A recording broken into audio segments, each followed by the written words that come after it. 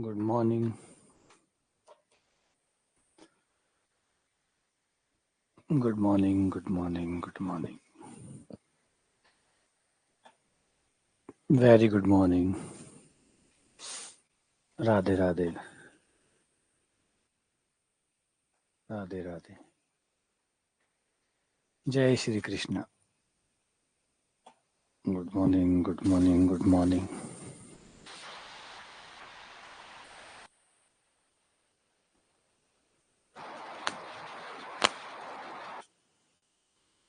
Good morning, very very good morning.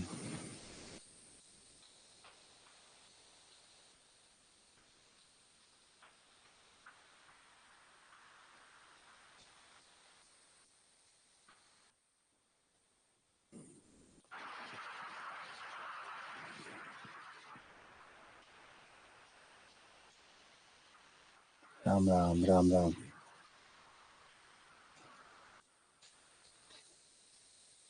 देखते हैं, schedule कर दूंगा। अगर शाम की क्लास का अगर कोई काम नहीं आया मुझे शाम को तो मैं शेड्यूल कर दूंगा।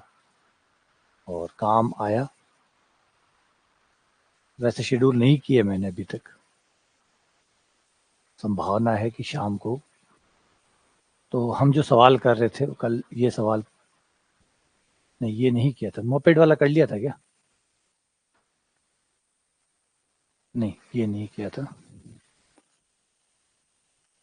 हाँ, ये मोपेड वाला हमने नहीं किया था। चलो इसे करते हैं।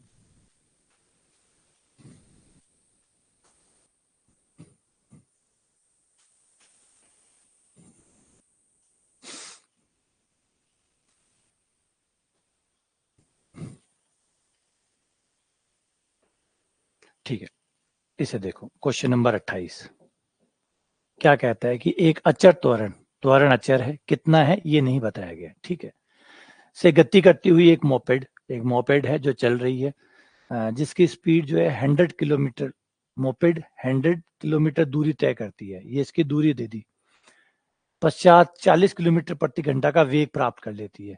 मतलब 100 किलोमीटर चलने के बाद उसका वेग हो जाता है 40 किलोमीटर प्रति घंटा का वेग प्राप्त कर लेती है। मोपेड द्वारा लिया गया समय और त्वरण ज्ञात कीजिए। लिया गया समय और त्वरण ज्ञात कीजिए। तो टी गायब है, यहाँ पे टी निकालना है और त्वरण निकालना है। ये दो चीजें इसमें गायब है। अब यहाँ पे कुछ चीजें कमी है, कुछ चीज की कमी है। पहले तो एक चीज की कमी है कि भाई जो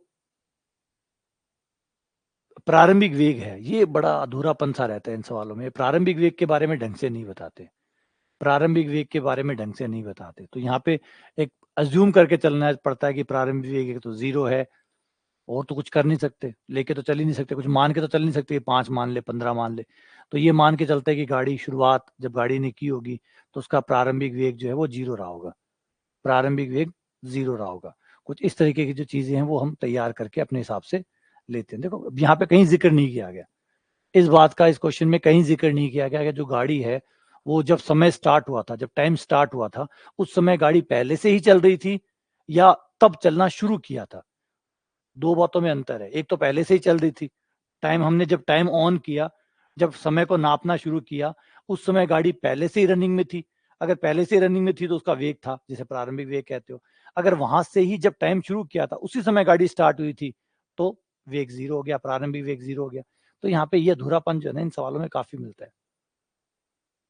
ठीक है, तो मान लेते हैं कि u बराबर, फिलहाल u नहीं दिया गया, मानते हैं कि गाड़ी ने दिया हुआ है, कहीं पे कहीं लिखा हुआ है कि गाड़ी विराम अवस्था से शुरू होती है।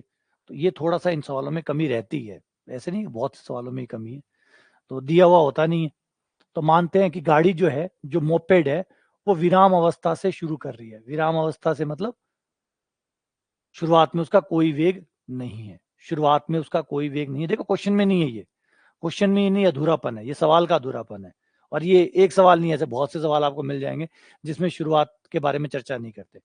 बस होना चाहिए, बताना चाहिए कि गाड़ी जो है, जो मोपेड है या जो भी चला रहा है, वो विराम अवस्था से शुरू हुई है या इस वेग से शुरू हुई है, लेकिन वो जानकारी नहीं देते यहाँ पे। तो मान लेते हैं, अज्यूम करते हैं कि u 0 है। अब दूरी तय की गई है वो है 100 मीटर। एस का मान हो गया 100 किलोमीटर है, एस का मान 100 किलोमीटर हो गया। इसके पश्चात का वेग हो गया 100 किलोमीटर चलने के बाद इसका जो वेग हो जाता है, यानी वो अंतिम वेग हो गया 40 किलोमीटर प्रति घंटा। प्रारंभिक वेग हमने u बराबर 0 ले लिया है ना। अब हमें त्वरण निकालना है और समय निकालना है, तो कोई सा भी निकाल लो। पहले त्वरण निकाल लेते हैं, v स्क्वायर बराबर u स्क्वायर प्लस 2fs। ए भी ले सकते हो आप त्वरण के लिए, ए भी ले सकते हो, नॉर्मली ए लेते हैं हम, फिजिक्स में ए लेते हैं, गणित में ज्यादातर फिर एफ लेते हैं। v जो है वो हो गया 40, u आपका 0 हो गया, 2 f का मान आपको निकालना है, s आपका 100 है,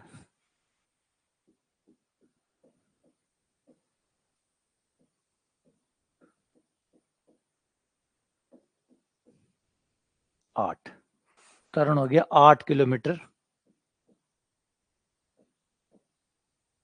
प्रति घंटा स्क्वायर, ये त्वरण है। अब निकालते हैं समय। समय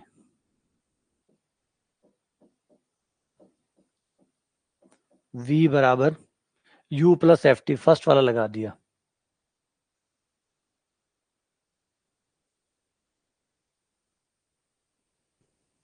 v का मान, v कितना है 40, u 0 है प्लस f हो गया है 8, t निकालना है, t बराबर हो गया 40/8 यानी 5 घंटे।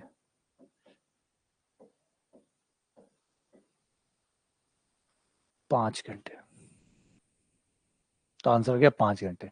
तो अब ये क्वेश्चन को दोबारा से समझना, क्वेश्चन में एक अधूरापन है, एक अधूरापन है, ये हमारे द्वारा माना गया है, ठीक है ना, जो कि गलत बात है, जो कि गलत बात है। ये काम सवाल का था ना कि हमारा, ये जिम्मेदारी सवाल की है, ये जो जिम्मेदारी है इस सवाल की है ना कि हमारी है, ठीक है ना। तो ये सवाल को देना चाहिए था कि एक मोपेड विराम अवस्था से चलता है, दूरी तय करता है, ये बताना चाहिए। अब ये चीजें नहीं होती तो फिर हम यही मान के चलते हैं, क्योंकि हम मान के चले तो कोई ये भी कह सकता है सर ये भी तो मान सकते थे, दो प्रारंभिक वेग 2 किलोमीटर प्रति घंटा या 4 किलोमीटर प्रति घंटा, जीरो क्यों माना। तो सवाल पैदा हो गया ना ढेर सारे, और इसका कोई जवाब है भी नहीं मेरे पास कि मैंने जीरो क्यों माना। मुझे लगा कि ये देना भूल गया होगा, है ना। जैसे किसी शादी में चले गए, उसने कहा कि भैया शायद हो सकता है आप कार्ड देना भूल गए, मैं तो आ गया, मैंने सोचा भैया बिजी होंगे शादी के काम में, कार्ड देना भूल गए होंगे, तो हम पहुंच गए, तो भैया भी कहेगा हाँ हाँ भूल गया था यार, बस ठीक है। तो वैसा ही कुछ हो गया, भैया हो सकता है आप भूल गए हो, तो u बराबर 0 ले लिया। 0 हमें ज्यादा सूट करता है और कोई नंबर के अलावा, ठीक है। वैसे गलत है, सवाल गलत है, इसका कोई सही उत्तर नहीं है, क्योंकि सवाल ही गलत है तो उत्तर सही कैसे होगा। सही सवाल बनता जब विराम अवस्था से मोपेड शुरू करता। अगला सवाल,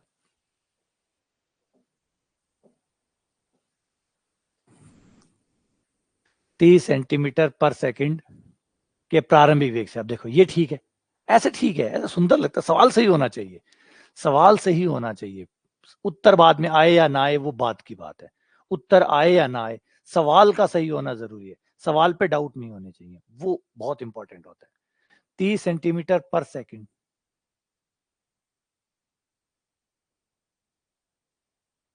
ये है इसका प्रारंभिक वेग, यानी u दे दिया आपको, u बराबर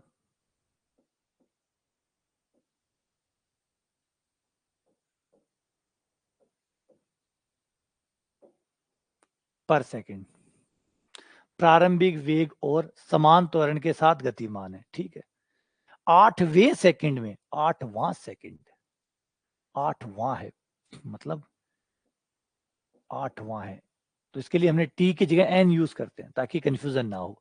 नॉर्मली आप t यूज करते हैं, t का मतलब होता है पूरी समय का, पूरे समय का मान निकाल रहे हैं, पूरे समय में जो हुआ है वो निकाल रहे हैं, और n बराबर 8 लेते हैं, इसका मतलब है 8वां सेकंड की ही बात हो रही है सिर्फ। और 8वें सेकंड में बंदा कितनी दूरी तय कर लेता है, 60, एस एन बराबर है 60, एन वे सेकंड की दूरी है 60 सेंटीमीटर। तय करता है। इसका त्वरण ज्ञात कीजिए, इसका त्वरण ज्ञात कीजिए। तो आपका फॉर्मूला था एनवे सेकंड का, एस एन बराबर यू प्लस 1/2 एफ।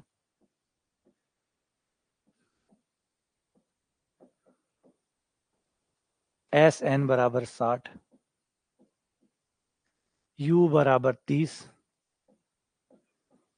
1/2, एफ निकालना है। एन का मान 8 है, 8 दूनी 16, 16 में से 1 गया 15।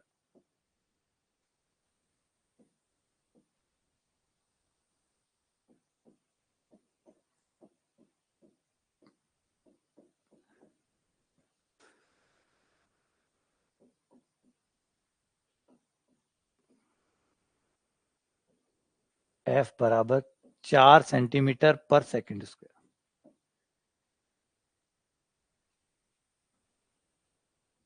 ये आपका आंसर है। ठीक है, डन डन। आगे अगला क्वेश्चन नंबर 30, ध्यान से पढ़ो, कमाल का सवाल है ये, कमाल का सवाल है। थोड़ा सा अधूरापन इसमें भी है, लेकिन आ जाएगा काम। एक साइकिल चालक है जो 18 किलोमीटर प्रति घंटा के वेग से चलाता हुआ एक कार को पार कर जाता है। अब कार वाले को ये कैसे बर्दाश्त होगा? तो कार वाले ने गाड़ी शुरू की और 18 सेकंड तक उसने आधा मीटर पर सेकंड स्क्वायर के त्वरण से गाड़ी चलाई, और फिर उसके बाद में समान वेग से गाड़ी चलाई और साइकिल चालक को पार कर लिया। अब बताओ कि साइकिल चालक को पकड़ने में कितनी दूरी उसने तय की?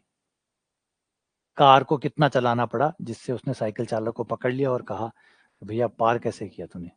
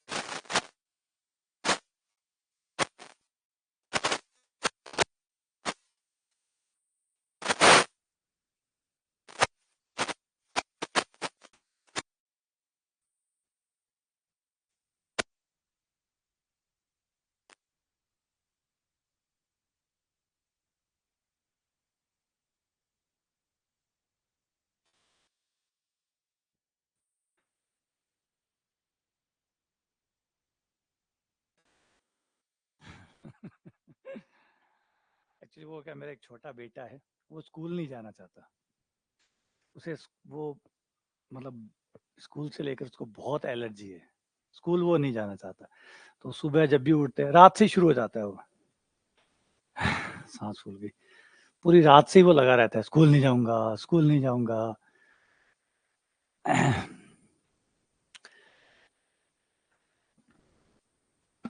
आवाज आ रही है ना? ठीक है, देखो तो ये है टाइमलाइन।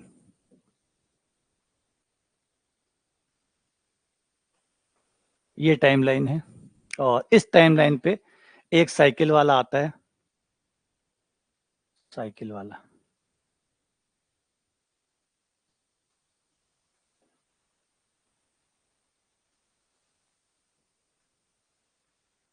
ये एक साइकिल वाला आया,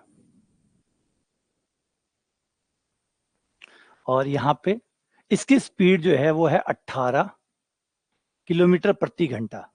इसको, क्योंकि सब कुछ देखो सेकंड में इसमें चल रहा है, ठीक है ना? हाँ, मुझे नहीं लगता, मुझे याद आता, जब मैं स्कूल जाता था, स्कूल नहीं जाता था मैं, तो मुझे बिल्कुल भी जाना पसंद नहीं था।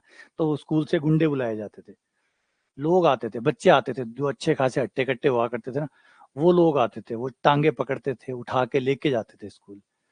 और मुझे कभी भी पसंद नहीं था, आज भी मुझे पसंद नहीं है स्कूल। सबसे मतलब वैसी होनी जैसी चाहिए वैसे स्कूलें हैं नहीं, इसलिए उसको भी पसंद नहीं।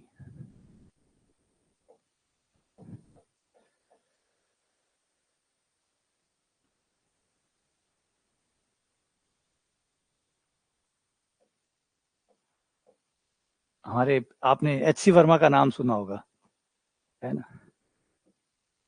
एच सी वर्मा का, जो फिजिक्स में one of the most prominent writer है। एच सी वर्मा की कंसेप्ट ऑफ फिजिक्स का तो क्या कहना, क्या गजब किताब है उनकी।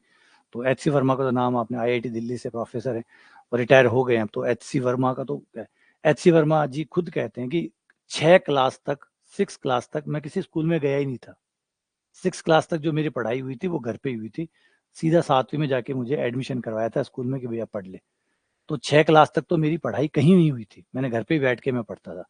ये 6 क्लास तक, आज के माँ बापों को कह दो कि 6 क्लास तक बच्चा घर पे पढ़ लेगा, 7वीं में भर्ती करा दो, तो माँ बाप पागल हो जाएंगे। मेरा बच्चा आईएएस कैसे बनेगा, मेरा बच्चा कलेक्टर कैसे बनेगा, मेरा बच्चा प्रधानमंत्री कैसे बनेगा, मेरा बच्चा क्या बनेगा। तो माँ बापों को इतनी टेंशन हो जाए। ये देखिए, मतलब आप अधिकतर जिन लोगों की स्टोरीज उठाएंगे ना, उनका शुरुआती स्कूल का संबंध कम रहा है, और जो स्कूल में ज्यादा रेगुलर रहे हैं बचपन के अंदर, उनका आगे का बड़ा मामला गड़बड़ रहा है।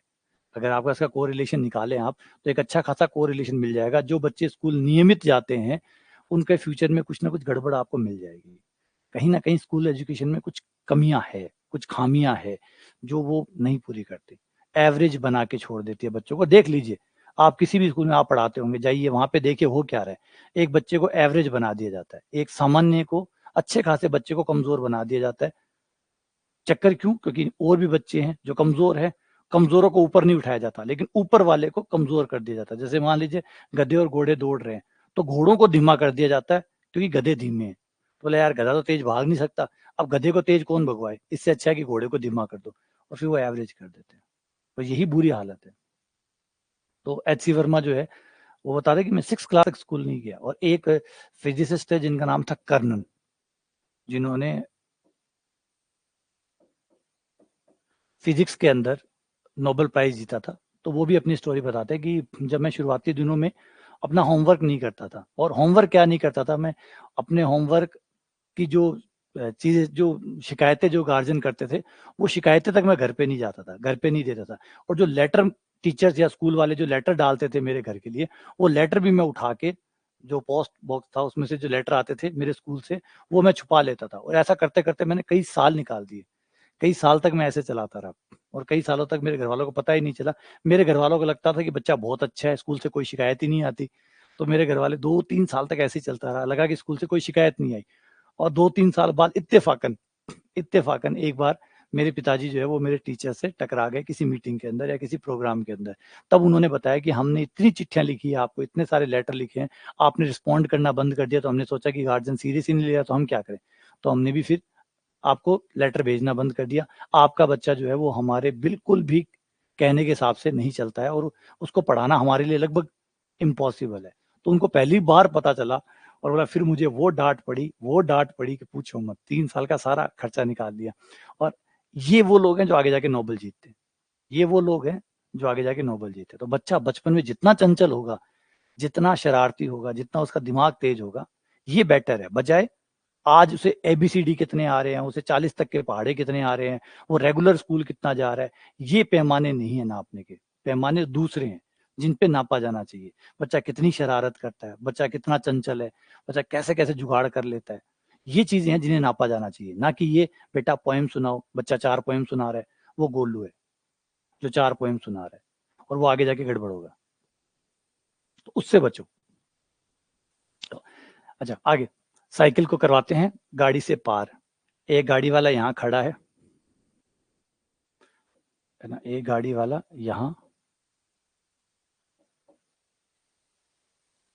यहाँ गाड़ी वाला खड़ा है। गाड़ी का वेग, शुरुआत में गाड़ी खड़ी है, इसका मतलब u बराबर 0 है। और इसी समय पे टाइम काउंट करना शुरू कर दिया, t0। इसको तब तक कोई तकलीफ नहीं थी।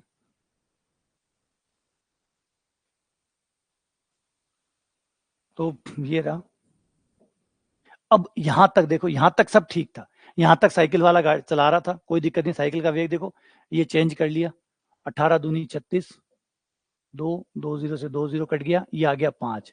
तो इसकी स्पीड है 5 मीटर पर सेकंड। इसकी स्पीड से ये आता है 5 है, कुछ काटा कम ज्यादा तो नहीं है ना, 2, ठीक है। ये 5 की स्पीड से आ रहा है, इसका वेग है 5 मीटर पर सेकंड के वेग से ही आता है। ये अपना अपनी साइकिल जो है वो चला रहा है, इसका कोई भी त्वरण नहीं है बस। और साइकिल में क्या त्वरण होता है, साइकिल बेचारा, साइकिल वाले को पता है, धीरे, वो एक ही वेग से चलता रहता है। त्वरण त्वरण का तो कोई काम वो करता ही नहीं है। त्वरण का मतलब घुटनों पे ज्यादा जोर देना, घुटनों पे ज्यादा जोर देना वो त्वरण लाएगा।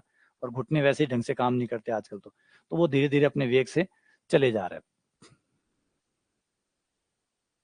अब कार वाला इसको पकड़ने की कोशिश करता है, कार वाला भी पकड़ने की कोशिश करता है। मान लीजिए दोनों एक दूसरे को इस पॉइंट पर आकर मिलते हैं, ये पॉइंट है जहां पर आकर दोनों मिल गए हैं।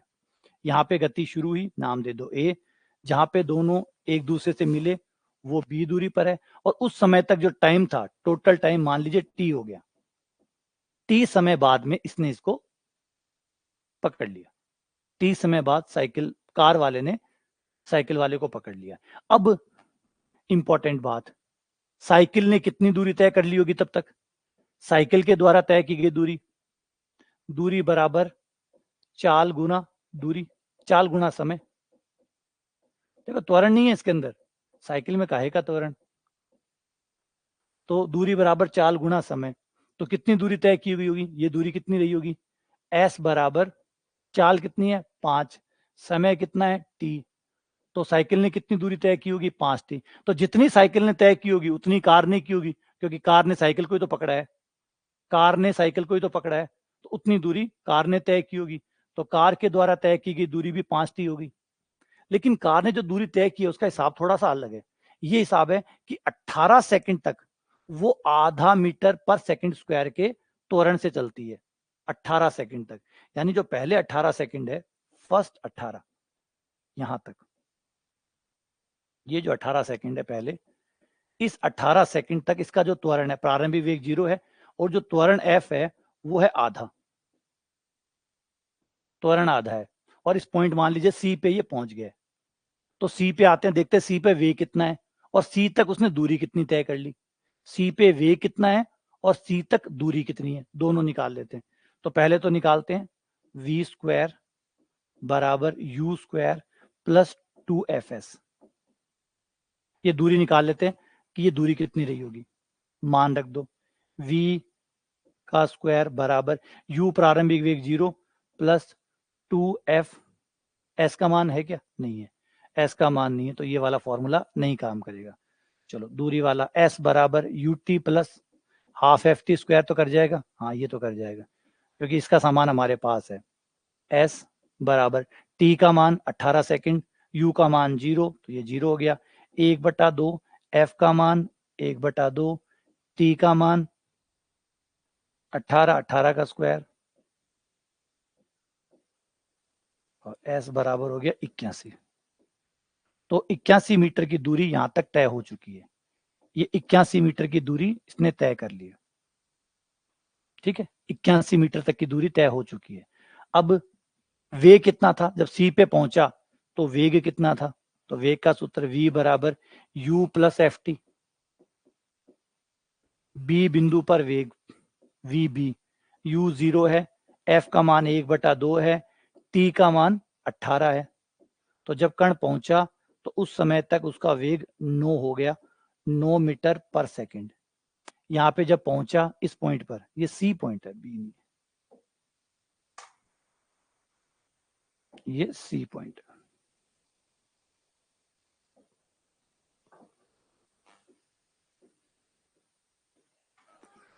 सी पॉइंट पर इसका जो वेग है वो हो गया 9 मीटर पर सेकंड। यहां तक ये होगा, यहां तक, हाँ ठीक है, गलती हुई थी। तो ये आपका VC हो गया। अब आ जाओ यहां से यहां पे इसने क्या किया, अब नियम बदल दिया। इसके बाद देखो, तथा बाद में समान वेग से, अब उसने त्वरण त्वरण छोड़ दिया। अब उसे लगा कि बस अब गाड़ी को आराम से एक समान वेग से भी चलाऊंगा तो भी साइकिल वाले को पकड़ लूंगा। उस 18 सेकंड के बाद में उसने गाड़ी को समान वेग दे दिया, मतलब जो भी वेग उसका सी पे था बस उसी वेग से चलता रहा, उसी वेग से। अब कितना समय बचा उसके पास? टोटल कितना था? टी था, टी में से 18 चल चुका, तो कितना समय बचा? T minus 18। टी माइनस 18 समय अब उसके पास बचा। वेग कितना है? 9 का, समय इतना लगा, तो ये दूरी कितनी हुई? ये वाली दूरी 9 गुणा टी माइनस 18, 4 गुणा दूरी। अब यहाँ पे फॉर्मूले क्यों नहीं लगाए हमने? यहाँ पे फॉर्मूले क्यों नहीं लगाए? यहाँ पे सीधा 4 बराबर दूरी बटा समय क्यों लगाया? क्योंकि अगर त्वरण खत्म हो जाता है तो सारे फॉर्मूले खत्म हो जाते। गौर करो, अगर त्वरण नहीं है तो ये सारे फॉर्मूले बेकार हो जाएंगे। गौर करो, देखो कि अगर त्वरण नहीं है तो ये फॉर्मूले सिर्फ नॉर्मल फॉर्मूले बन जाएंगे जो होते हैं, 4 बराबर दूरी बटा समय। टी एफ का मान 0 रखो, एफ का मान 0 रखो। जैसे ही आप एफ का मान 0 रखेंगे ये सब के सब खत्म हो जाएंगे और क्या बचेंगे? गौर करो, प्रारंभिक वेग बराबर अंतिम वेग। जो त्वरण है ही नहीं तो प्रारंभिक वेग अंतिम वेग रहना ही है, वेग चेंज होगा कैसे? त्वरण ही नहीं है। त्वरण होता तो वेग बढ़ता या घटता, जब त्वरण ही नहीं है तो वही वेग जो शुरुआत में था वही अंतिम होगा। यहां देखो, एस बराबर यूटी, एस बराबर यूटी मतलब वेग बराबर चाल बटा समय, है ना, वेग बराबर दूरी बटा समय। यहां देखो हट गया, वी स्क्वायर बराबर यू स्क्वायर यानी वी बराबर यू। तो ये नॉर्मल फॉर्मूले बन जाते हैं। क्यों बन जाते? त्वरण ही नहीं है। अब त्वरण ही नहीं है तो इसका मतलब वही चाल बराबर दूरी बटा समय वाला काम करेगा। चाल बराबर दूरी बटा समय तब तक काम करता है जब तक गति में त्वरण नहीं होता। त्वरण का मतलब जब वेग कम या ज्यादा नहीं हो रहा हो। अब यहाँ पे कम या ज्यादा नहीं हो रहा है क्योंकि समान वेग पकड़ लिया इसने। ये देखो, समान वेग, समान वेग का मतलब है वेग नहीं बदल रहा है, वेग नहीं बदल रहा है, वेलोसिटी फिक्स हो गई है। जैसे आशीष कह रहा है वेलोसिटी फिक्स हो गई, तो फिक्स हो गई है। अब इससे ही, अब ये कार के द्वारा तय की गई दूरी इतनी है और व्यक्ति के द्वारा दूरी इतनी है, दोनों की बराबर है क्योंकि दोनों ने एक दूसरे को चेस की है, पकड़ा है, तो दोनों ने समान दूरी तय की है। तो इसने दूरी तय की थी 5t और इन्होंने दूरी तय की है 81 प्लस 9 गुणा टी माइनस 18। दोनों समीकरण को सॉल्व करो।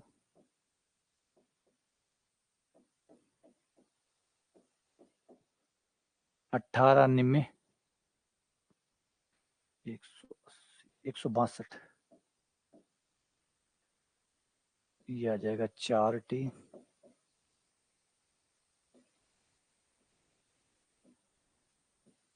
टी बराबर 81/4। सही घटाया मैंने? घटाया तो सही है ना? सही घटाया ना मैंने? 162 घटाया सही है ना? वो देख लो बस। ठीक है, तो फिर 81/4 सेकंड में ये इसको पकड़ लेगा। अब क्वेश्चन ने कहा है कि कितनी दूरी तय कर लेगा तब तक, तो टी का मान रखो, दूरी निकल जाएगी। टी का मान रखो, दूरी निकल जाएगी। एस बराबर है 5t, तो एस बराबर हो गया 5 गुणा टी, टी है 81/4। 405/4 इतने सेकंड बाद पकड़ लेगा, इतने सेकंड बाद में ये, इतनी दूरी बाद में, ये दूरी सॉरी, इतनी मीटर दूरी बाद में कार वाला साइकिल वाले को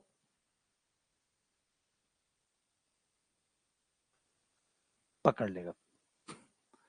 इतना बढ़िया, तो सोच समझ के सवाल बनाया होता है, नाप तोल के बनाया हुआ होता है।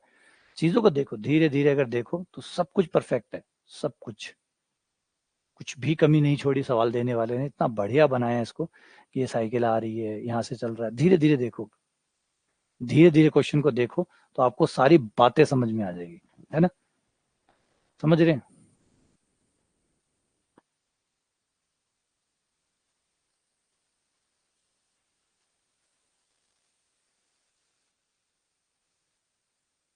ये मैकेनिक्स वाले सवाल बहुत अच्छे लगते थे मुझे, मैकेनिक्स हमेशा बहुत अच्छी लगती थी, क्योंकि ये सवाल डेंजर नहीं है। देखो एक्चुअली प्रॉब्लम ये है कि हम चीजों के साथ समय कम बिताते हैं। आपके रिलेशन किसके साथ अच्छे होते हैं? जिसके साथ आप समय ज्यादा बिताते हैं। लेकिन हम उल्टा करते हैं, जिससे हमारे रिलेशन अच्छे होते हैं हम उसी के साथ समय ज्यादा बिताते हैं।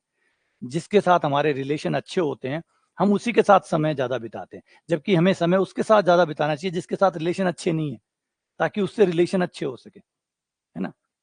अब बच्चे क्या करते हैं, वही प्रश्नावलियां निकालते हैं जो उनको अच्छे से आती है, वही प्रश्नावलियां निकालते हैं जो उनको ज्यादा अच्छे से आते हैं, उसी को और अच्छा बनाते रहते हैं। मतलब जो रिलेशन पहले से ही बेहतर है, आप उन्हीं को और बेहतर करते रहते हैं। आपके जो रिलेशन अच्छे हैं आप उन्हीं को और अच्छा करते रहते हैं, जो बुरे हैं उनको और बुरा करते रहते हैं। तो इनके साथ हमारा समय कम है। याद करिए, इससे पहले आपने कब मैकेनिक्स पढ़ी होगी, तो आपको याद ही नहीं आ रहा होगा कि कभी आपने मैकेनिक्स पढ़ी है। कभी आपको याद ही नहीं आता होगा कि आप लोगों ने कभी मैकेनिक्स पढ़ी है या नहीं पढ़ी। और इसमें कोई अवकलन नहीं है, कोई समाकलन नहीं है, कोई ट्रिक नहीं है, सीधी सीधी है।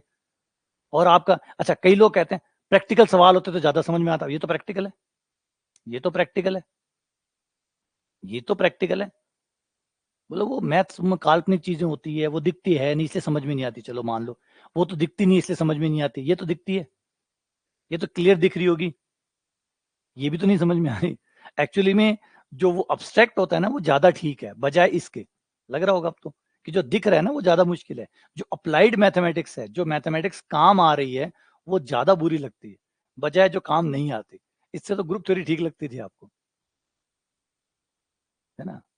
ग्रुप थ्योरी ज्यादा ठीक लगती होगी, जैसी भी थी कम से कम ये तो नहीं था। तो ये प्रॉब्लम इसके साथ आती है। ठीक है, चलो आगे बढ़ते हैं। अगला सवाल, एक समान गतिमान, हाँ वैसे अच्छे, मजा आएगा। टाइम दो थोड़ा सा, चीजों को टाइम दो, अच्छा हो जाएगा। जब बेलन शंकु अच्छे हो सकते हैं, जब बेलन शंकु अच्छे हो सकते हैं, वो जो लेक्चर है मेरे मैकेनिक्स वाले, डायनेमिक्स वाले, वो जरूर देखिएगा। जब आप वो लेक्चर देख लेंगे और उन सवालों को खुद से निकाल लेंगे, ये आपको अच्छी लगने लग जाएगी। जो मेरे मैकेनिक्स वाले, डायनेमिक्स वाले जो लेक्चर पढ़े हैं, उनको जाके देखिए, उनको पढ़िए, उनको सुनिए, उनको खुद से निकालिए। अगर आपने सिर्फ इतना काम कर लिया, उनको देखा, उनको निकाल लिया, है ना, खुद से निकाल लिया, तो ये ठीक हो जाएगा।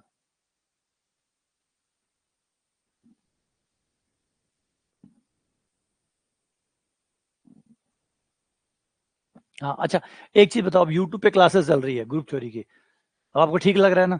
लग रहा है ना कि हमने ग्रुप थ्योरी पढ़ी है, हमने सीखी है। अब आप लोग खुद यूट्यूब पे देख रहे हैं, क्लासेस ले रहे हैं, वो पेपर देख रहे हैं जिस पेपर में क्वेश्चंस आए हुए हैं, वो सब चीजें देख के लग रहा है ना कि ऐसा कुछ नहीं था अभी, जबकि एक बार हुआ है।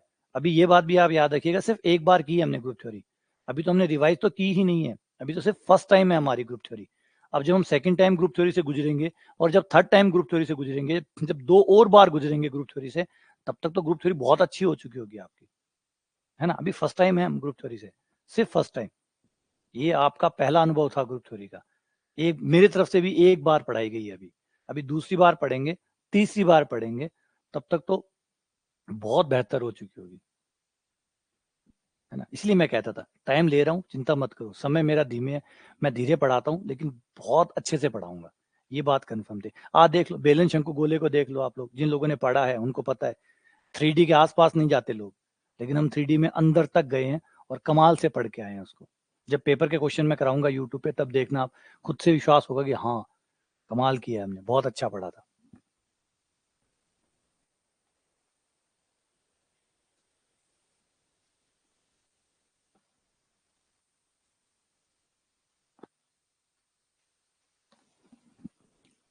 अच्छा, कंपटीशन बढ़ा रहे हो, बात तो तुम्हारी सही है इंद्राज, बात तो तुम्हारी सही है। नहीं, मैं बिल्कुल इसका भी पक्षधर हूं मैं कि हमारे बच्चे, है ना, पहली बात जैसे महात्मा गांधी भी कहा करते थे कि अगर किसी व्यक्ति को पहले चुनाव करना हो तो पहले अपने पड़ोसियों का चुनाव करो, है ना। ये कोई गलत नहीं है, आदमी को प्राथमिकताएं देनी ही होती है कि प्राथमिकता किसको दे, भला सबका करो, कोई दो राय नहीं है। लेकिन भला में भी अगर दो का भला करना है और उसमें आपको प्राथमिकता तय करनी पड़े, दो आदमी डूब रहे हैं और आपको बचाना है और आप एक को ही बचा सकते हैं, तो प्राथमिकता तो आपको तय करनी पड़ेगी। तो उस समय आपकी जो प्राथमिकता है वो कौन होगी, वो आपको तय करना है। तो सेम वही बात है, अगर वही सिलेक्शन की बात होती है तो यूट्यूब पे भी लोग पढ़ रहे हैं, आप भी पढ़ रहे हो, तो मेरी प्राथमिकता आप लोगों के प्रति ज्यादा होनी चाहिए कि भाई ठीक है। हाँ, ग्रुप थ्योरी की, अच्छा वो परमिश थ्योरी वाली जो दे दी वो,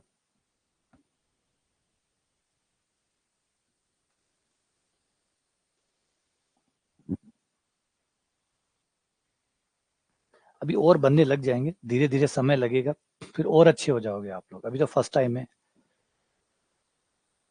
अब आ जाओ उसमें, 11वां सेकंड पे गाड़ी चलती है 720 मीटर, 15 सेकंड में चल लेती है 960 मीटर। तो बताओ कि इसका प्रारंभिक वेग u कितना था और इसका त्वरण कितना था। u बता दो और f बता दो, ये तो हो जाएगा। आप कर लो, मैं चाय पी लूं।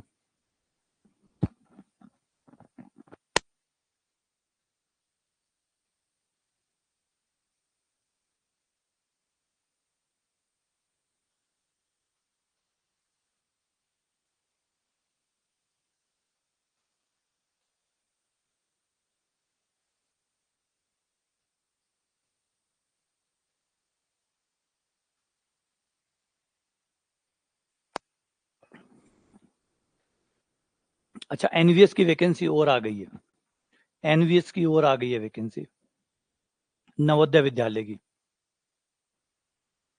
एनवीएस की वैकेंसी जो है वो आउट हो गई, आज किसी ने मुझे भेजा था व्हाट्सएप पे, और अलग अलग थी। आप लोगों को पता है क्या, नवोदय विद्यालय की वैकेंसी आ गई है? देखा है क्या आप लोगों ने 2024 वाली एनवीएस की? तो उसको मैं आज देखूंगा और फिर आपको इसके बारे में बताऊंगा कि क्या है इसमें। हाँ, उसकी शायद टीजीटी में तो 83 सीट है, टीजीटी में 83 है, पीजीटी में थोड़ी कम है, 13-14 कुछ ऐसे है। ऐसे करके टोटल वैकेंसी जो है टीजीटी और पीजीटी दोनों मिला के।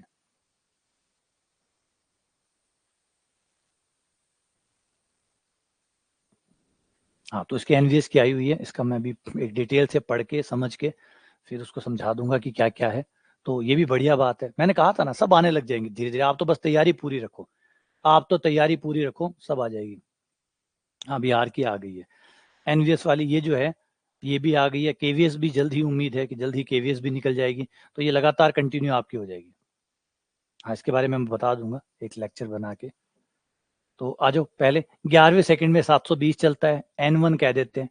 n1 जब 11वां सेकंड है तो तय की गई दूरी s1 जो है वो 720 है।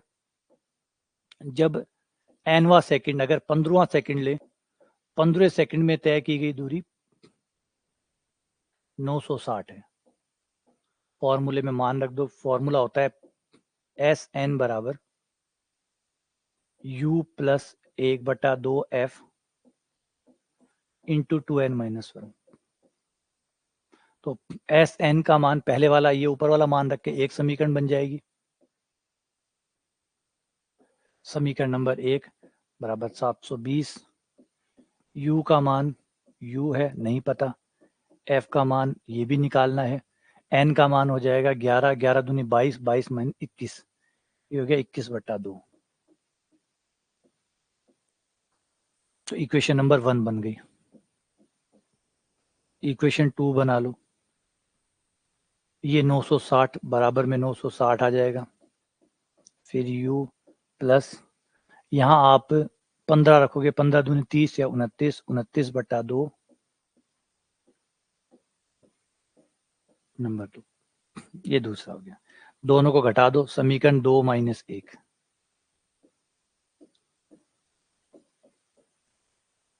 दो में से एक घटाने पर 960 में से 720 गए, ये हो गया 240। u से u कट गया, 0 आ गया, 29, 8, 8/2, ये 4f हो गया। तो F बराबर आपका आ गया 60, F का मान 60 और F का मान 60 रख के दूसरा निकाल लो, 960 किसी भी समीकरण में रख दो,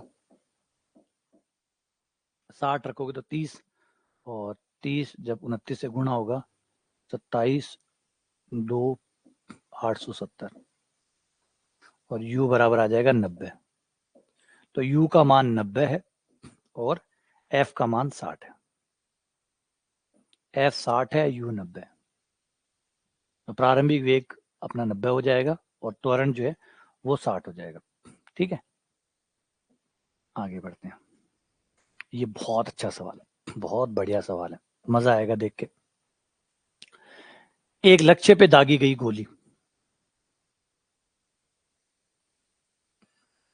हाँ, ये थोड़ा सा परेशानी है क्योंकि मैंने कहा ना राजस्थान में इतना जीके पढ़ा दिया, राजस्थान को देखे तो इतना जीके पढ़ा दिया, वो जीके फिर कहीं और काम नहीं आ रहा, जैसे एनवीएस हो चाहे केवीएस हो चाहे कहीं और हो, क्योंकि उनका पेपर होता है सामान्य पेपर जो एज ए जनरल पेपर की हम उम्मीद करते हैं। एनवीएस सामान्य बनाती है, डीएसएस भी वैसा पेपर बनाती है। इन लोगों का क्या होता है, इन लोगों का फोकस है कि भाई ठीक है, थोड़ा सा जीके आना चाहिए, थोड़ी सी इंग्लिश आनी चाहिए, थोड़ी हिंदी आनी चाहिए, थोड़ा सा मेंटल एबिलिटी आनी चाहिए, वो ऐसे मांगते हैं, एक थोड़ा थोड़ा थोड़ा थोड़ा वैसे मांगते हैं।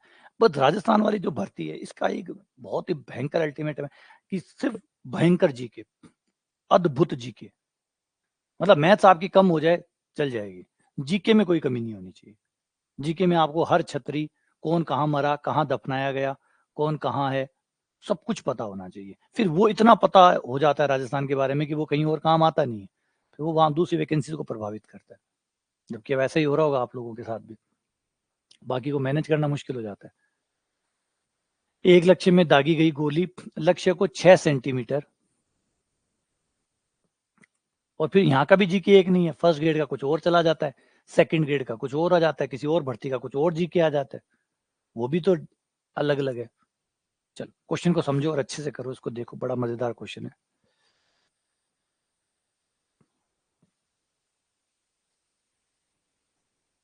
मैंने जैसे कहा था ना कि सरकार क्या तर्क देती है, सरकार ये तर्क देती है कि हम बाहर वाले लोगों को राजस्थान में नौकरी नहीं लगवाना चाहते, इसलिए पैटर्न ऐसा बना है, ये तर्क है।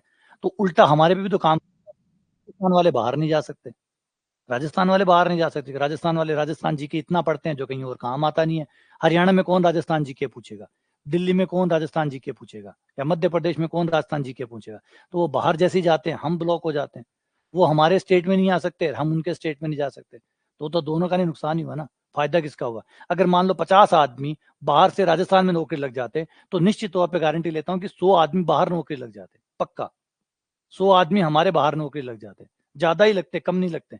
अगर राजस्थान में आके कोई 50 वैकेंसी को रोक लेता तो राजस्थान वाले बाहर जाके 100 ले आते, ये पक्का है। लेकिन ऐसा बना दिया कि इधर उधर छोड़ा ही नहीं, और ऊपर से समझा और रहे हैं, तर्क और देते हैं कि हमने तो राजस्थान की भर्ती कोई और ना खा जाए इसलिए ऐसा कर रहे हैं।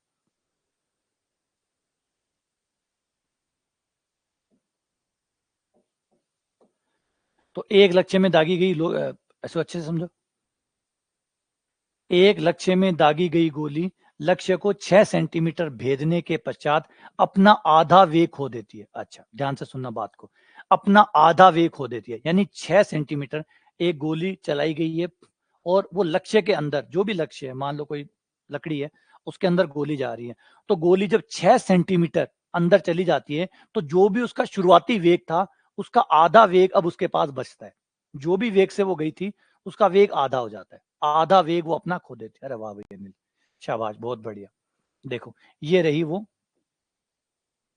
लक्ष्य, ठीक है, ये मान लो इसमें गोली मारी गई है, गोली जब इंटर करती है,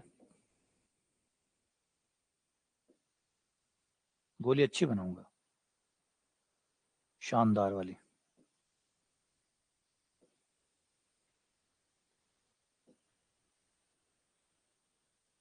अब ठीक है, ये जमी, अब ये गोली अंदर जा रही है, अंदर जा रही है, जब ये यहां पे है तो इसका प्रारंभिक वेग मान लेते हैं u है,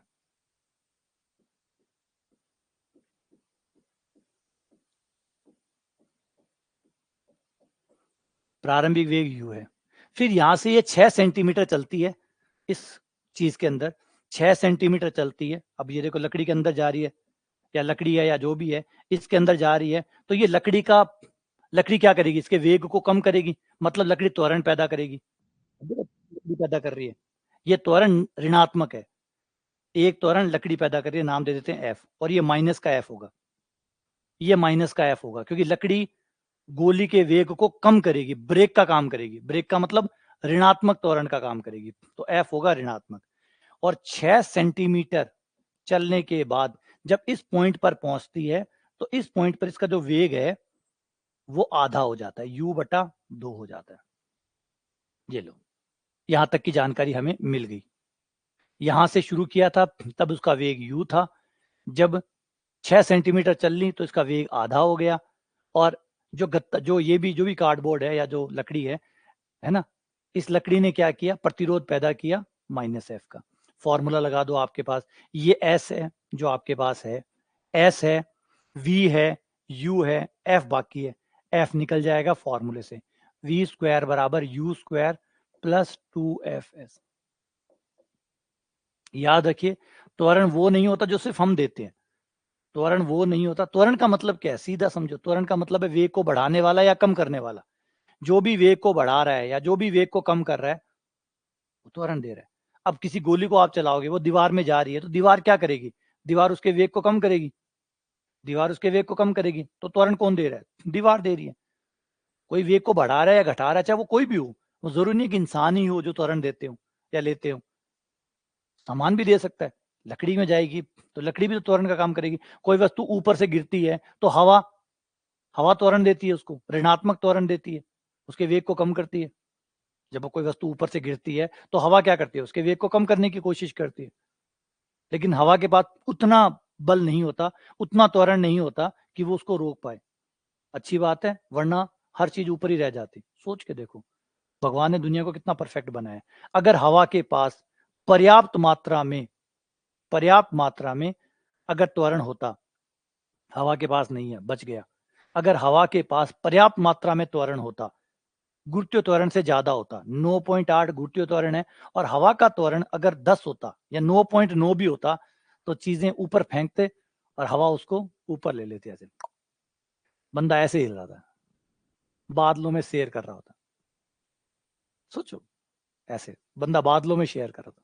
हमें सिर्फ एक काम करना पड़ता कि एक बार रॉकेट लॉन्चर लगाते और आदमी को ऊपर फेंक देते, फिर बंदा हवा में ऐसे, और फिर वो हल्ला मार रहा था, उतारो उतारो, नीचे आवाज लगा रहा था, प्लीज अब उतारो, हो गया। मतलब जो मारवाड़ी में क्या, हिंड लियो घणो, हिंड लियो, अब उतार लियो। फिर उसको नीचे उतार के लाते। लेकिन अभी जो हमारी हवा है उसकी प्रतिक्रिया बहुत कम है, उसकी प्रतिक्रिया बहुत कम है। ऐसा नहीं वो कम काम नहीं करती, काम करती है, लेकिन प्रतिक्रिया बहुत कम है।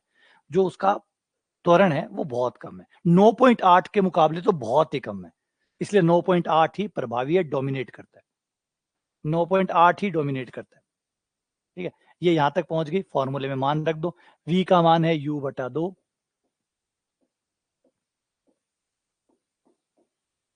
u माइनस 2f, s है हमारा, दूरी कितनी है, 6, दूरी 6, इनको इधर ले आओ, ये 12f को इधर ले आओ, ये हो गया u स्क्वायर, ये हो गया u स्क्वायर बटा 4, घटाने पर 12f बराबर हो गया 3u स्क्वायर बटा 4, ये 3 से 4 कट जाएगा, तो आपके f का मान आ जाएगा u स्क्वायर बटा 4, u स्क्वायर बटा 4, f का मान हमें मिल गया, है ना, u स्क्वायर बटा 4। अब देखो, गोली रुकी तो नहीं है ना, गोली तो चल रही है, क्योंकि वेग है तो चलता रहेगा। अब गोली आगे चलना शुरू किया, आगे चलना शुरू किया तो त्वरण तो काम कर ही रहा है, वो रोक रहा है। अब रोक रहा है, कहीं तो जाके रुकेगी। मान लो यहां रुक गई, v बराबर 0, यहां v बराबर 0 आ गया, v बराबर 0 आ गया। तो देखो, यहां से ये स्टार्ट कर सकते हो आप, कोई दिक्कत नहीं है, ये स्टार्ट कर लो, मुझे कोई भी ले लो। अब प्रारंभिक, इस दूरी की बात कर रहे हो तो प्रारंभिक वेग ये हो गया, ये हो गया, और चाहो शुरू से स्टार्ट कर सकते हो। जैसे गणित की अच्छी बात यह है कि आप सवाल को चाहे जैसे करो, बस सही करो, चाहे जैसे करो चाहे सही करो। आप केवल इतनी गति का अध्ययन करना चाहते हैं, क्योंकि है देखो, ये आपका प्रारंभिक वेग हो जाएगा, क्योंकि आप इन दो बिंदुओं के बीच की बात कर रहे हैं, आप ए और बी की बात कर रहे हैं, तो आपका प्रारंभिक वेग अब ये हो जाएगा, अंतिम वेग ये हो जाएगा, तय की गई दूरी एस, ये एस हो जाएगी। और चाहो तो पूरा करके भी निकाल सकते हो, जैसे आपकी मर्जी हो वैसे कर लो। चलो हम ए से बी तक की गति की बात कर लेते हैं, ए से बी तक, ए से बी तक की गति, और वी स्क्वायर, इसमें हमें क्या निकालना है, एस निकालना है, तो ये लगा देते हैं, वी स्क्वायर बराबर यू स्क्वायर प्लस 2fs।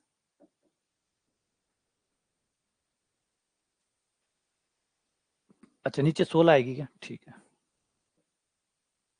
ये 16, v का मान 0, u का मान u, अब u ये है आपका, क्योंकि गति आपने यहां से स्टार्ट की है, गति आपने यहां से स्टार्ट, ये मान रहे हो आप, ये मान रहे हो, तो ये प्रारंभिक हुआ और वो अंतिम हुआ, ये प्रारंभिक वो अंतिम, तो प्रारंभिक हुआ u बटा 2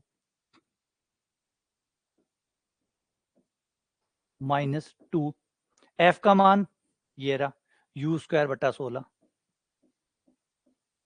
इंटू एस, और ये इधर ले आओ, ये हो गया आपका u स्क्वायर बटा 4, और ये 8 कट गया, ये माइनस का हो गया, ये माइनस का u स्क्वायर बटा 8 into S, you square minus minus 4 से 8, एस बराबर आ गया 2। यानी अब गोली 2 मीटर और चलेगी, सेंटीमीटर है क्या, अब 2 सेंटीमीटर और चलेगी फिर रुक जाएगी, 2 सेंटीमीटर और चलेगी और रुक जाएगी, 2 सेंटीमीटर और चलेगी और रुक जाएगी, ये लास्ट है, ये 2 सेंटीमीटर बस, लास्ट 2 सेंटीमीटर गोली और चलेगी और रुक जाएगी। अच्छा कोई देखो, गणित का मैंने पहले ही कहा, गणित है सही की, गणित ना आपकी है ना मेरी है, गणित है सही की, आप सही करो गणित काम करेगी। कोई चाहे तो सीधा वहां से भी शुरू कर सकता है, यहां से ओ से, यहां से पूरी गति ओ से लेकर बी तक का अध्ययन कर लें, ओ से बी तक सही होनी चाहिए। अगर आप ओ से बी तक का अध्ययन कर रहे हैं, ओ से बी तक का अध्ययन कर रहे हैं, तो आपका प्रारंभिक वेग हुआ u, u बराबर u हुआ, अंतिम वेग v हुआ 0, अंतिम वेग 0 हुआ, ओबी, ओबी को आप डी नाम दे दीजिए, जो दूरी है वो डी होगी, त्वरण आपका माइनस एफ है ही है, तो v square plus u square minus 2f d, इस दूरी को मैंने डी नाम दे दिया पूरी को, यहां से लेकर जहां तक गोली रुकी वहां तक का नाम डी दे दिया, ये डी हो गया, मान रख दो, v का मान 0 है, u का मान u है, f का मान u स्क्वायर बटा 16,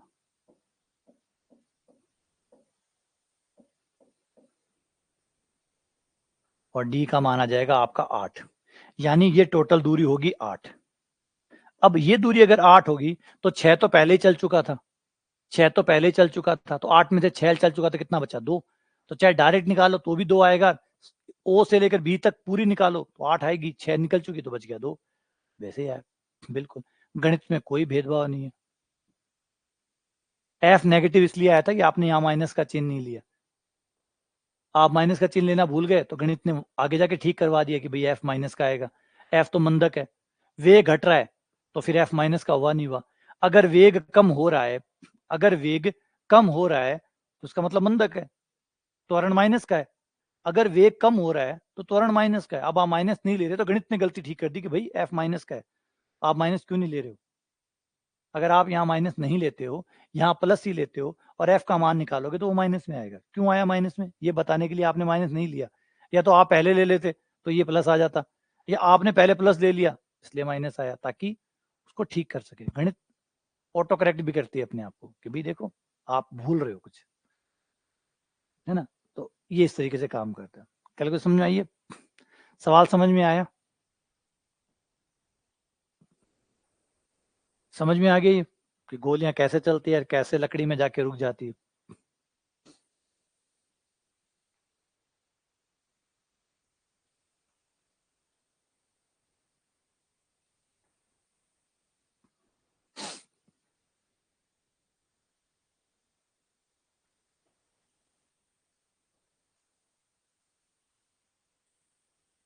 नहीं, बुलेट प्रूफ जैकेट का काम करती नहीं है कोई।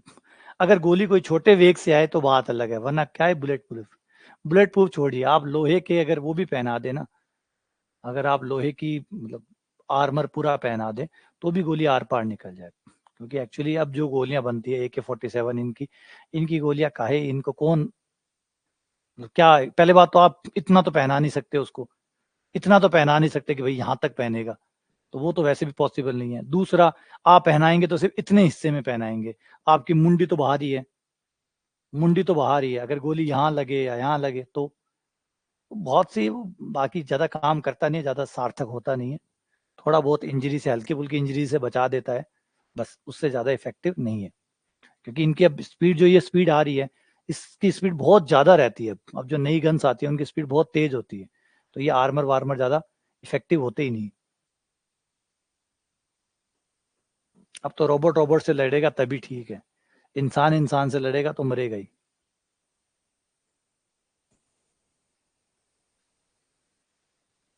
वो डिपेंड करता है कि क्या पूछ रहा है। अगर ये पूछा है कि जो गोली है वो कुल दूरी कितनी ट्रेवल करेगी, तो 8। कुल दूरी कितना ट्रेवल करेगी, तो जवाब है 8। और अगर ये पूछा जाता है, अगर ये पूछा जाता है कि आधा वेग होने के बाद गोली कितना तय करेगी, तो 2। और डिपेंड करता है कितना, कौन सा पूछा जा रहा है, उसके हिसाब से आंसर हो जाएगा। ठीक है, अब चलो गुरुत्वाकर्षण के अधीन गति करते हैं। दूसरी गति, ऊर्ध्वाधर गति। अभी तो हम जमीन पे गति कर रहे थे, अभी तक हमारी गतियां जमीन पे हो रही थी, क्षैतिज गतियां हो रही थी। अब हम गति शुरू करते हैं ऊर्ध्वाधर।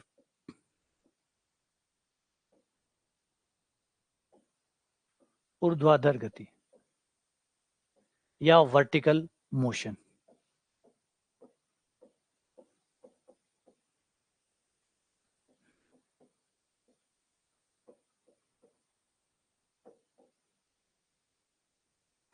वस्तुओं को क्षैतिज पे ना चला के अब ऊपर फेंकेंगे। अब वस्तुएं ऊपर जाएंगी, नीचे आएंगी, ऊपर जाएंगी, नीचे जाएंगी। और जब वस्तुएं जमीन पे चल रही होती है तो ग्रेविटी जो है वो अपना काम उसने कर दिया। ग्रेविटी ने आपको जमीन पे रखना था, आप जमीन पे आ गए, बात खत्म। और उसको क्या करना था, वो तब एक्टिव होता है, ग्रेविटेशन तब एक्टिव होता है जब आप ऊपर जाते हैं। क्योंकि जो जी की दिशा है, जो गुरुत्वीय त्वरण है, वो सदिश राशि है, और वो तब इफेक्टिव होती है जब आप ऊपर की तरफ गति करते हैं। जब तक आप ऊर्ध्वाधर गति नहीं करते, जब तक आप अपना पैर नहीं उठाएंगे, ग्रेविटी आपको परेशान नहीं करेगी। ठीक है ना, वो तब शुरू करेगी जब जैसे ही आप ऊपर की तरफ जाएंगे, गुरुत्वीय त्वरण एक्टिव हो जाएगा और वो आप पे काम करना शुरू कर देगा और आपके वेग को घटाना इफेक्ट शुरू कर देगा। तो ये लगातार वो चलता रहेगा। और गुरुत्वीय त्वरण हमारा इफेक्टिव है, जी बराबर है 9.8 मीटर पर सेकंड स्क्वायर। यानी आपका इतना जो त्वरण है, इतना जो पर सेकंड आपको इतना वेग या तो मिलेगा या ले लिया जाएगा। ऊपर जा रहे हो तो ये आपसे लेता जाएगा, माइनस का होगा। जब वस्तु ऊपर जा रही है तो त्वरण माइनस का होता है, गुरुत्वीय त्वरण ऋणात्मक होता है। ऊपर जा रही है तो जी माइनस का है। लेकिन जब नीचे आती है, वस्तु जब नीचे आती है तो ये वापस से ऐड होना शुरू हो जाता है, जो लिया था उसको रिटर्न कर देता है। आप देखेंगे, इसीलिए वस्तु जब जा रही होती है तो उसका वेग कम हो रहा होता है, और जब वापस आ रही होती है तो वही वेग वापस मिल जाता है उसको, सेम टू सेम वही वेग वापस मिलने लग जाता है। यानी अगर जी का मान 10 मानो आप, अगर जी का मान हम 10 माने तो, और कोई वस्तु मान लीजिए 40 की स्पीड से या 50 की स्पीड से यहां से रवाना होती है, 50 मीटर पर सेकंड के वेग से रवाना होती है, तो पहले 1 सेकंड में इसका वेग हो जाएगा गुरुत्वीय त्वरण के कारण 40, अगली बार 20, 40, 30, 20, 10 और फाइनली 0। अब देखिए ऊपर की तरफ जा रहा है, त्वरण ऋणात्मक है तभी तो वेग कम हो रहा है, त्वरण ऋणात्मक है इसलिए वेग कम हो रहा है, तो जी क्या है, ऋणात्मक है, माइनस का जी है।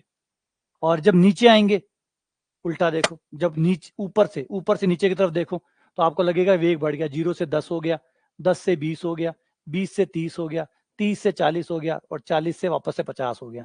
तो प्रकृति ने जितना लिया था वापस दे दिया, प्रकृति ने आपसे जितना लिया था उतना वापस दे दिया, कुछ भी नहीं रखा अपने पास में।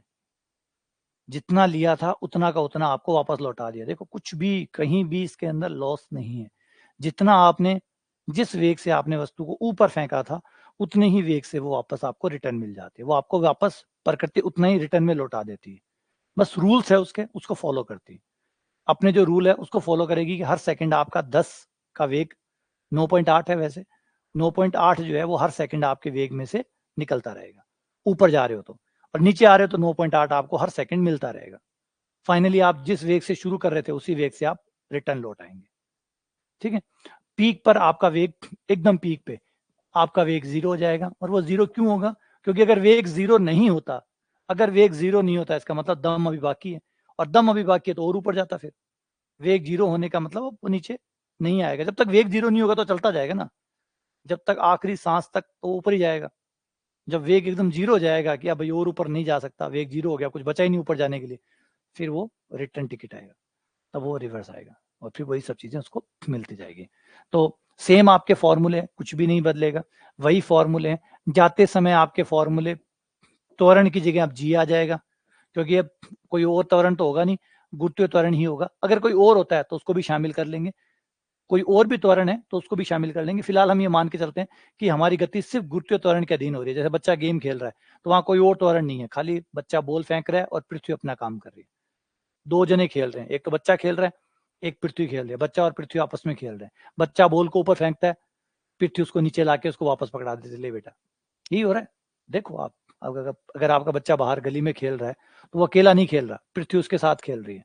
वो बॉल ऊपर फेंकता है, पृथ्वी उसको नीचे लाके वापस दे देती है, ले ले। अब सोचो, अगर पृथ्वी ना होती, खाली आपका बच्चा अकेला खेल रहा होता और बॉल फेंकता, हो गई बॉल गेम खत्म, गेम ओवर, घर पे आ जाओ।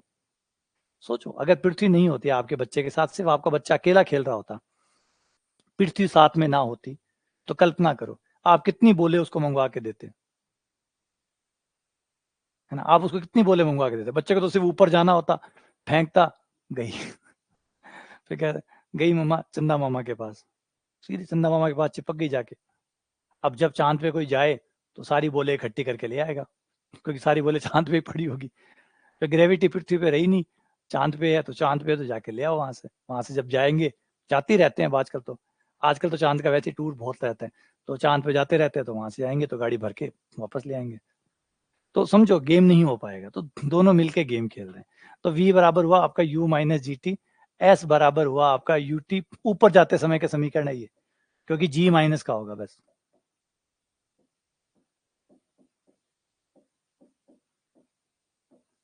टू जी एस, तो ये हो गया जाते समय के, और आते समय में g प्लस हो जाएगा। आते समय में बस याद रखिएगा, वस्तु जा रही है कि आ रही है, वस्तु जा रही है कि आ रही है।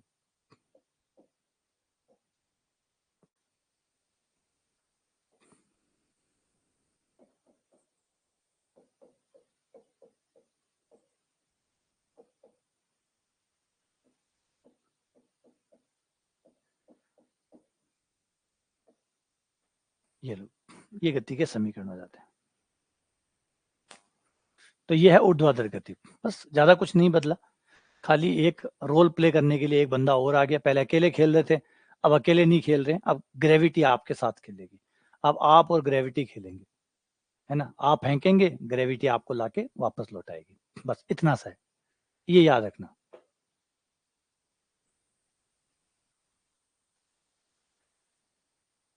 अगर कोई आदमी जब गिरता है तो सिर नीचे आता है, ऐसा कोई रूल नहीं है कि सिर नीचे आता है, ऐसा कोई रूल नहीं है कि ऊपर आदमी छत से गिरा और उसका सर नीचे आ गया, ठीक है ना? वो जब आप हवा में होते हैं तो आप कैसे गिरते हैं, आप छलांग कैसे लगाते हैं, उससे फर्क पड़ता है।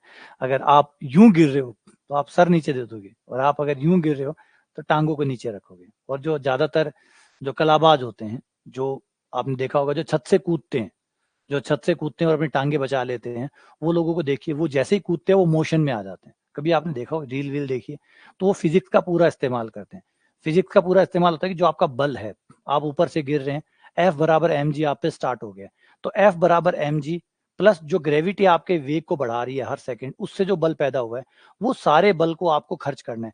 अब आप सारा बल पृथ्वी पे एक इम्पैक्ट पे दे देंगे तो आपकी हड्डियां चूर चूर हो जाएगी। तो वो लोग क्या करते हैं, गौर करिएगा, जब वो कूदते हैं तो रनिंग में चलते हैं, ताकि अपना जो इम्पैक्ट है पृथ्वी के साथ उसको टुकड़ों टुकड़ों में बांट दे, मतलब 100 का इम्पैक्ट है, 100 न्यूटन बल लग रहा है, तो 10 10 10 10 10 करके बांट देते हैं। इससे उनकी टांगे सलामत रहती है, टांगे नहीं टूटती, हाथ पैर नहीं टूटते।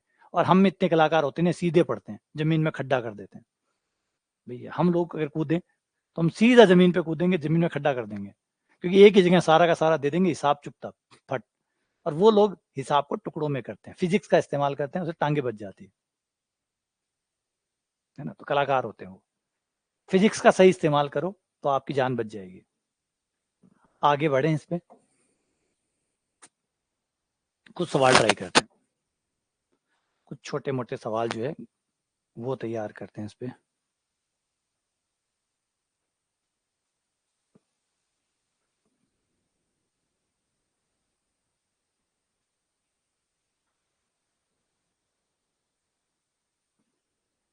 दिख रहा है ना सवाल? ठीक है। एक गेंद, कुछ छोटे छोटे एग्जाम्पल है उनको ट्राई कर लेते हैं। कितने हो गए थे, नंबर भी डाल देते हैं साथ में। ये हो गया था हमारा लास्ट 32 हो गया था, ये 33। तो एक गेंद को 49 मीटर प्रति सेकंड के वेग से ऊर्ध्वाधर प्रेक्षित किया गया, यानी ऊपर की तरफ फेंका गया, और इसका वेग है 49 है, 49 मीटर पर सेकंड के वेग से ऊपर फेंका गया, यानी ये प्रारंभिक वेग हो गया। तो u बराबर हो गया इसका 49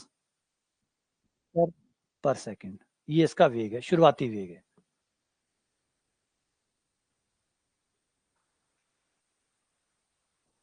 और इसके बाद है इसका 3 सेकंड के पश्चात वेग कितना होगा। ठीक है, ऊपर जा रहा है तो त्वरण माइनस का होगा, v बराबर होगा u माइनस जी टी, क्योंकि ऊपर जा रहा है, ऊपर जा रहा है ना, ऊपर जा रहा है, इसलिए v बराबर u माइनस जी टी। हमें v निकालना है, u का मान 49 है, g का मान 9.8 है, और t का मान 3 सेकंड है, t 3 सेकंड है। तो आपका वेग आ जाएगा 49 माइनस 9.8 इंटू 3, 8 3 24, 2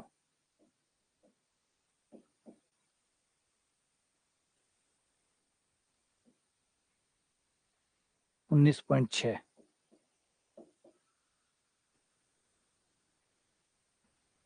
ठीक है, ये हो गया आपका वेग। इस वेग से गति करेगी। अगला, अगला है, अगर महत्तम अर्जित ऊंचाई, कितनी ऊंचाई पे ज्यादा से ज्यादा वो जाएगा। 9.8 ही लेते हैं, 9.8, 10 नहीं लेते, क्योंकि 10 जो है वो एग्जैक्ट होता तो है, सरल तब भी होता है, जब तक वो कहता नहीं है तब तक अपन 9.8 ही चलाते हैं, तब तक 9.8 जो है वही चलाते रहते हैं। तो चलो, वस्तु को ऊपर फेंका गया, तो ये रहा उसका u, u दिया गया था इसको 49 का, ये ऊपर जा रहा है, ऊपर जाते जाते मैंने बताया कि कभी ना कभी तो ऐसा होगा जब इसका वेग 0 हो जाएगा, है ना, ऊपर जा रहा है और ग्रेविटी अपना काम कर रही है, तो ग्रेविटी इसके वेग को खाते खाते खाते खाते खाते कभी तो 0 कर देगी। तो मान लो जहां 0 हुआ तब तक उसने h ऊंचाई तय कर ली थी, उसने h ऊंचाई तय कर ली थी। अब इस बार आपका झंझट खत्म हो गया जी के मान का, जी का मान अब आपको परमानेंटली मिल जाएगा, आपको त्वरण नहीं निकालना पड़ेगा, त्वरण यू मान के चलो हर टाइम आपके पास है। ये रहा वी स्क्वायर बराबर you square minus 2gh, v का मान 0, u का मान 49, 2 g का मान, g का मान 9.8, h का मान निकालना है।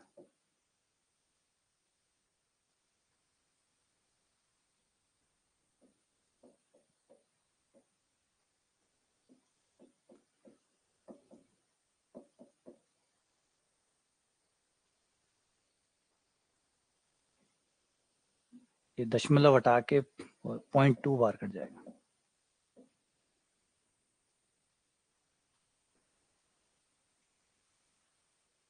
और h बराबर हो गया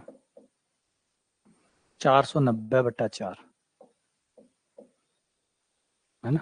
देख लेना एक बार, कटिंग देख लो, कटिंग ठीक है क्या।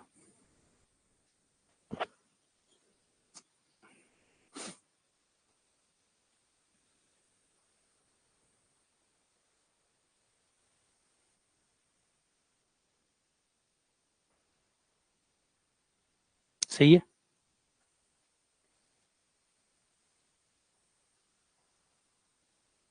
ठीक है, चलो तीसरा है 117.6 मीटर की ऊंचाई पर जाने में कितना समय लगेगा। तो समय निकाल लें, h बराबर U T minus 1/2 G T square.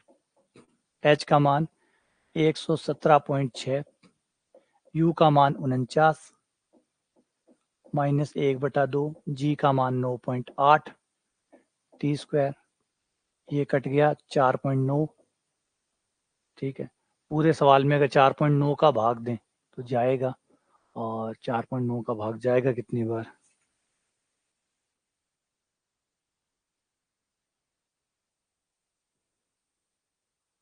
24 बार।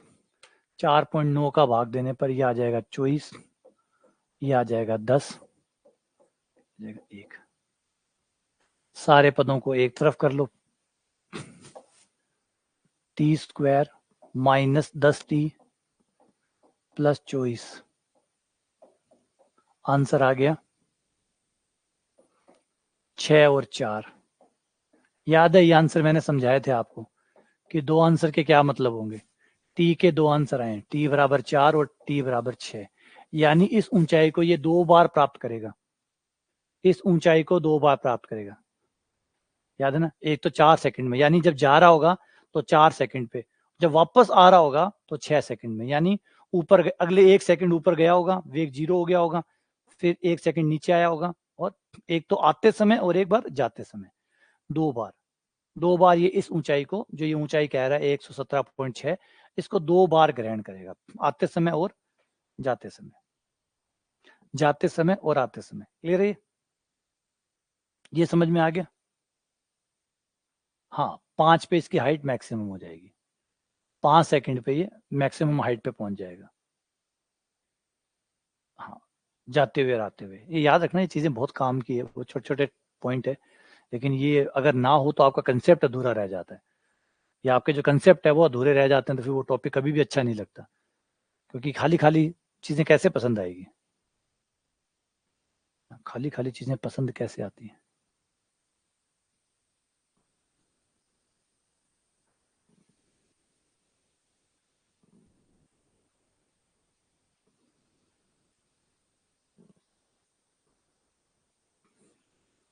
ठीक है, 33, 34,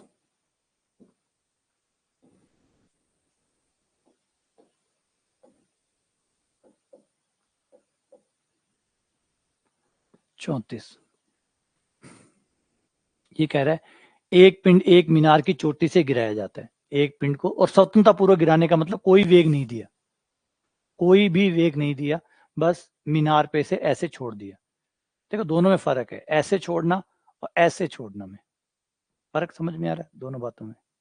एक तो होता है हाथ को आपने हिलाया ही नहीं, बस उंगलियों को खोल दिया, मतलब कोई वेग आपने नहीं दिया, और एक दूसरा मोशन देखना, फर्क समझ में आया? दोनों में क्या अंतर है? इसे कहते हैं स्वतंत्रता पूर्वक, स्वतंत्रता पूर्वक मतलब आपने कुछ भी नहीं दिया इसको, जाओ बस, बस जाओ। और दूसरा ये है, ये लेके जाओ, है ना, लेके जाओ और बिना लेके जाओ, तो स्वतंत्रता पूर्वक होता है लेके कुछ मत जाओ, U0। और उसके बाद में क्या गिरता है, और एक अपनी यात्रा के अंतिम सेकंड में, हाँ दूसरा फोर्सफुली है, शाबाश सुनीता। अंतिम 1 सेकंड जो है, अंतिम वे 1 सेकंड में वो कुल दूरी का 4/5 भाग गिरता है, जितनी भी दूरी है उसका 4/5 भाग जो है वो अंतिम वे सेकंड में तय करता है, जो उसका अंतिम सेकंड है उसमें वो 4/5 जो है वो दूरी तय करता है। तो बताओ मीनार की ऊंचाई कितनी है? सोचो कैसे करोगे इसको, सोचो कि इसको कैसे करोगे। अरे बाप रे,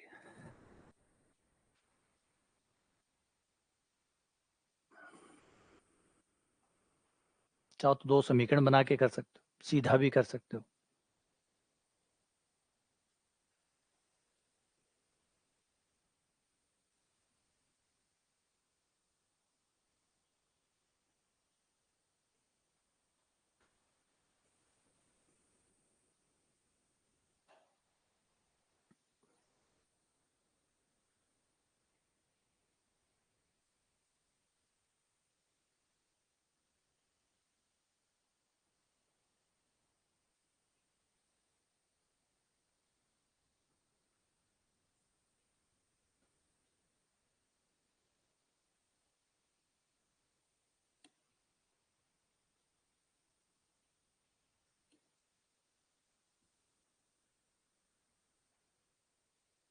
तरीका समझ में आया? तरीका समझ में आया कि इसको आप कैसे डील करेंगे? गौर करो, सोचो सोचो, सिंपल है ये, ज्यादा मुश्किल नहीं है। मान लो वस्तु को यहां से गिराया जाता है ए से, और ये जमीन है जहां इसको पहुंचना है। ये फर्श है जहां उसको पहुंचना है। मान लीजिए कुल ऊंचाई जो है वो h है।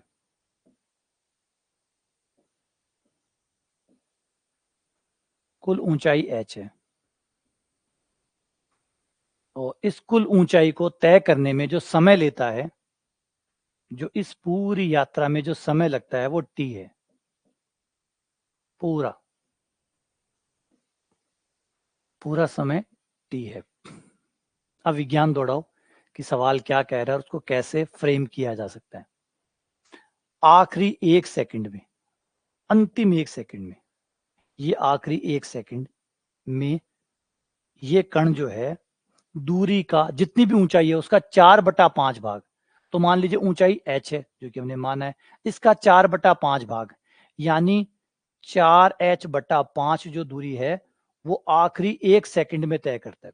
आखिरी 1 सेकंड में 4h/5 तय करता है, यानी बचे हुए सेकंड में कितनी तय की? फिर बचे हुए सेकंड में h/5। तो बन गया आपके पास, बन गया हिसाब किताब, बन गया हिसाब किताब। 2 फॉर्मूले बन गए। पहला फॉर्मूला तो बन गया कि पूरी एच को तय करने में टी समय लगा है, कण को जिस वेग से फेंका गया है वो 0 है। तो पहला समीकरण s बराबर U T plus half G T square से इक्वेशन नंबर 1 बन गई। पहली इक्वेशन फर्स्ट वाली, पूरा टोटल टोटल टोटल टी समय लगा, टोटल ऊंचाई h तय की गई, u 0 था, तो h बराबर u 0 हो गया 1/2 जी टी स्क्वायर। ये लो, h बराबर half G T square, equation number 1 बन गई। g का मान रख लेंगे, अभी तो इसको नाम दे दो, इक्वेशन नंबर 1 प्राप्त हो गई। फिर इक्वेशन नंबर 2 निकाल लो। इक्वेशन नंबर 2 है कि ये अगले 1 सेकंड की है, ये लास्ट वाले 1 सेकंड की है, तो इस दूरी को तय करने में कितना समय लगा? इसको, इसके लिए समय कितना हुआ? इसके लिए t-1, इसका समय हुआ t-1, और h है h/5, तो ये एक और बन गई।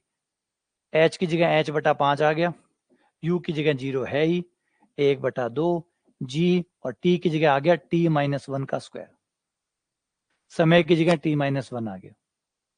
ये 2 समीकरण बन गई। दोनों समीकरण को सॉल्व कर लो, t भी मिल जाएगा और h भी मिल जाएगा। इक्वेशन नंबर 2 सॉल्व कैसे करें? यहां से h निकालो और वहां रख दो, यहां से h लो और वहां रख दो।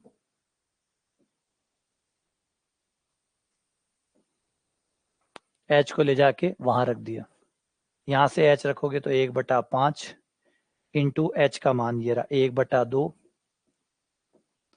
जी टी स्क्वायर, 1/2 जी t-1 का स्क्वायर। कुछ सॉल्व हो सकता है, कुछ हल्का हो सकता है तो कर लो। 1/2 जी, 1/2 जी, 5 को उधर ले जाओ या इधर रहने दो, एक बार पहले उसको खोल लेते हैं। T square minus 2t plus 1, अब 5 को उधर ले जाओ, सारे पदों को उधर ले जाओ,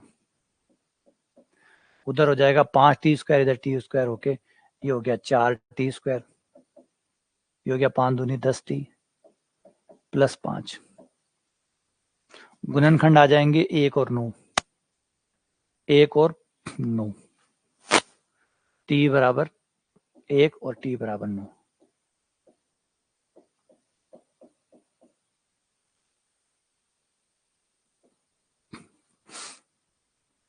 1 और 9,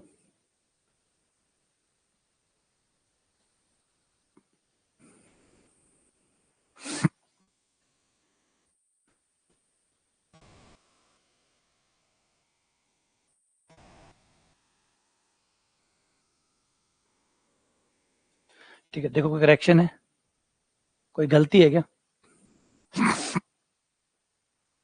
कोई गलती की है? अच्छा 5 चौक 20 होंगे। अच्छा गुणनखंड गलत है, ठीक है, गुणनखंड गलत है। 20 आएगा, 20 का होगा 20 कैसे आएंगे? 5 चौक 20 और 20 कब आते हैं? गुणनखंड क्या आएंगे? टुकड़े सही किए ना मैंने? कोई संख्या भूल तो नहीं गया?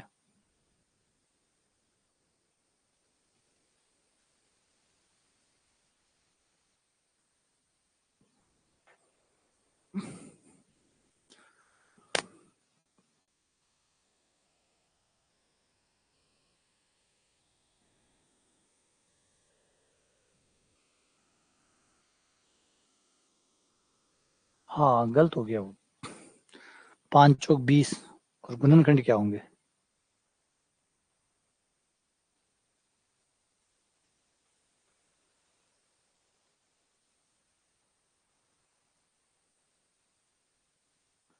हाइट आएगा।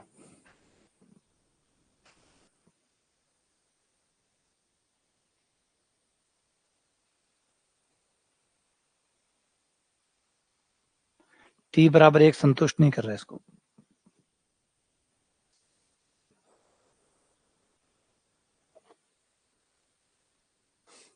गुणनखंड वैसे ही आएंगे फिर, श्रीधराचार्य वाले।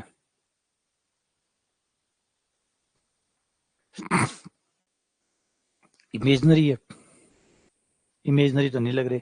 बी स्क्वायर माइनस 4ac जो है इसका, वो धनात्मक है। बी स्क्वायर माइनस 4ac इसका धनात्मक है। अंडर रूट में जरूर आ सकते हैं।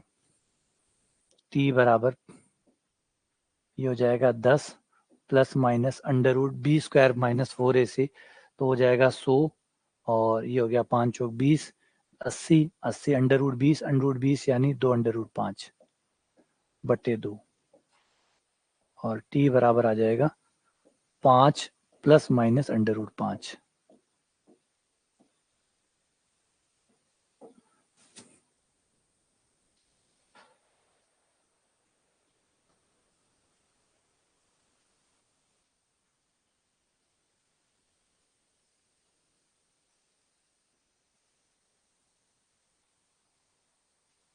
हाँ नहीं, आंसर तो आएगा ना।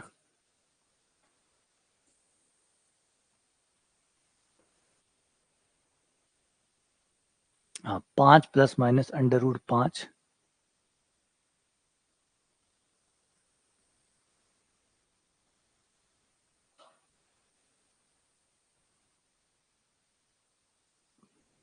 अच्छा नीचे 2 गुणा 4 8 है।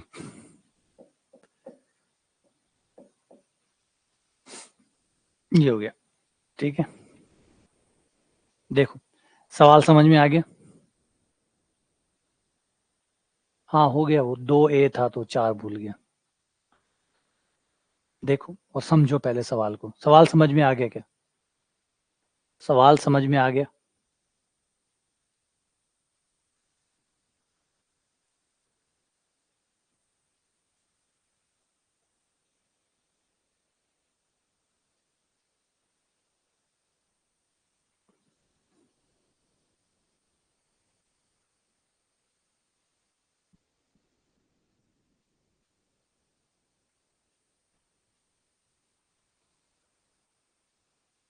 नहीं, मैंने वो nवे सेकंड वाला फॉर्मूला नहीं लगाया।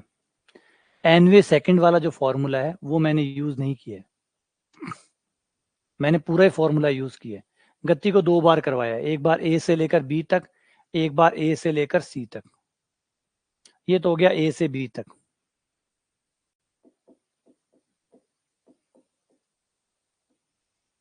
ए से बी तक, और यहां मैंने किया ए से सी तक।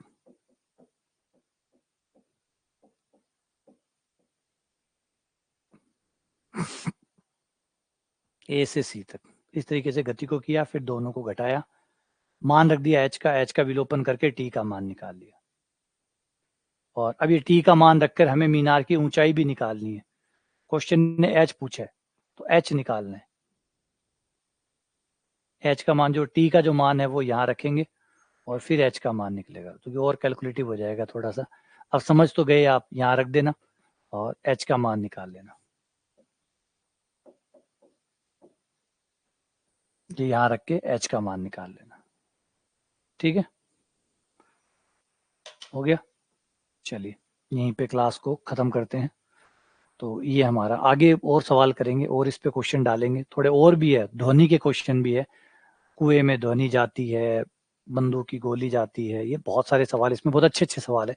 एक क्वेश्चन जैसे मीनार वाला हो गया, अभी मीनार के कई क्वेश्चन और भी है, वो भी होंगे, वो भी करेंगे, तो अगले लेक्चर में करेंगे। ठीक है, मिलते हैं आप लोगों से।